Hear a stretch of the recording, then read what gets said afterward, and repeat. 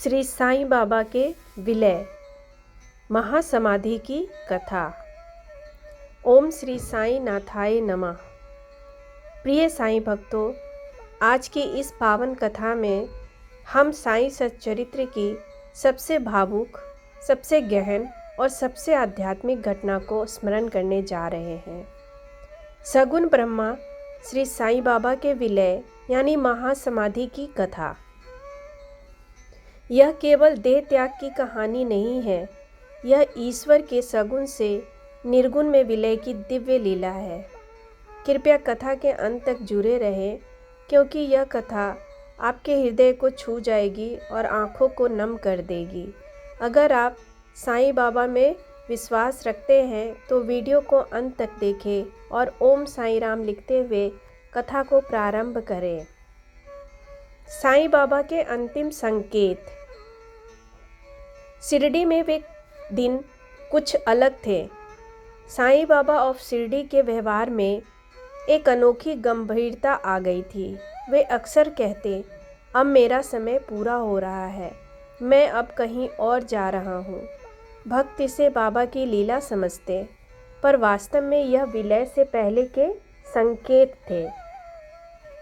बाबा रोज की तरह द्वारका माई में बैठे, पर उनकी दृष्टि कहीं दूर टिकी रहती, मानो वे इस लोक से परे किसी लोक को निहार रहे हों। अंतिम गुरु दक्षिणा। महासमाधि से कुछ दिन पहले बाबा ने अपने प्रिय भक्त बापू साहेब बूटी से कहा, मेरी दक्षिणा पूरी करो। यह साधारण दक्षिणा नहीं थी, यह देह के त्याग से पहले की अंतिम लीला थी। बाबा ने यह भी कहा, मेरे बाद मेरी देखभाल तुम करना। भक्तों को समझ नहीं आया कि बाबा क्या संकेत दे रहे हैं, पर नियति अपना मार्ग तय कर चुकी थी। 15 अक्टूबर 1918 वह पावन दिन विजयादशमी का शुभ दिन था। दशहरा असत्य पर सत्य की विजय का प्रतीक। उसी दिन बाबा ने इस संसार से विलय का निश्चय किया। सुबह बाबा का अस्वस्थ होना, भक्तों ने दवा देने को कहा, पर बाबा मुस्कुरा दिए। अब किसी दवा की ज़रूरत नहीं। उनका स्वर शांत था, आँखों में करुणा और मुख पर अद्भुत तेज। साईं बाबा का अंतिम क्षण। दोपहर के समय बाबा ने द्वारका माई में लेटे लेटे भक्तों से राम नाम जप करने को कहा। धीरे धीरे बाबा का श्वास मंद होने लगा। भक्त घबरा गए, पर बाबा का चेहरा पूर्ण शांति से भरा था। और फिर एक क्षण ऐसा आया, साईं बाबा ने गहरी सांस ली और सगुण रूप से निर्गुण में विलीन हो गए। ना कोई पीड़ा, ना कोई भय, केवल शांति। विलय के बाद भी साईं की लीला देह शांत हो चुकी थी, पर ऐसा लग रहा था जैसे अब भी उपस्थित हो। भक्त रो रहे थे, पूरा शिरडी विलाप कर रहा था। तभी प्रश्न उठा, बाबा को समाधि कहाँ दी जाए। कुछ लोग मस्जिद में, कुछ लोग अन्य स्थान पर समाधि चाहते थे, लेकिन बाबा की इच्छा पहले ही प्रकट हो चुकी थी।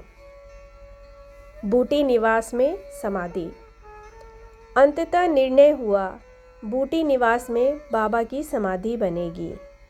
यह वही स्थान था जहां बाबा ने पहले ही संकेत दे दिए थे। जब बाबा को वहां ले जाया गया तो भक्तों ने अनुभव किया, बाबा गए नहीं हैं, वे यहीं हैं। आज वही स्थान शिरडी का पवित्र समाधि मंदिर है, जहां प्रतिदिन लाखों भक्त बाबा के दर्शन को आते हैं। विलय का अर्थ। साईं बाबा का विलय मृत्यु नहीं था, यह था सगुण ब्रह्मा का निर्गुण ब्रह्मा में लीन होना। बाबा स्वयं कहते थे, मैं कहीं नहीं गया, जो मुझे पुकारेगा मैं वहाँ रहूँगा। और आज भी यह वचन सत्य है। आज भी जीवित साईं। आज भी कोई संकट में हो, साईं सहारा बनते हैं। कोई रोगी हो, साईं वैद्य बनते हैं। कोई टूटा हो साईं संबल बनते हैं। समाधि मौन है पर कृपा जीवित है। प्रिय साईं भक्तों, आज आपने साईं बाबा के विलय की यह पावन कथा सुनी। यदि कथा सुनते समय आपकी आंखें नम हुई हो तो समझ लीजिए बाबा ने आपको छू लिया है। अगर यह कथा आपके हृदय तक पहुंची हो तो वीडियो को लाइक करें, अपने प्रियजनों के साथ शेयर करें और चैनल को सब्सक्राइब जरूर करें। कमेंट में लिखें ओम साईं राम, ताकि बाबा की कृपा आप पर बनी रहे। याद रखिए, साईं गए नहीं है, वे हर श्वास में, हर विश्वास में, हर श्रद्धा में जीवित है। सबका मालिक एक। ओम साईं राम।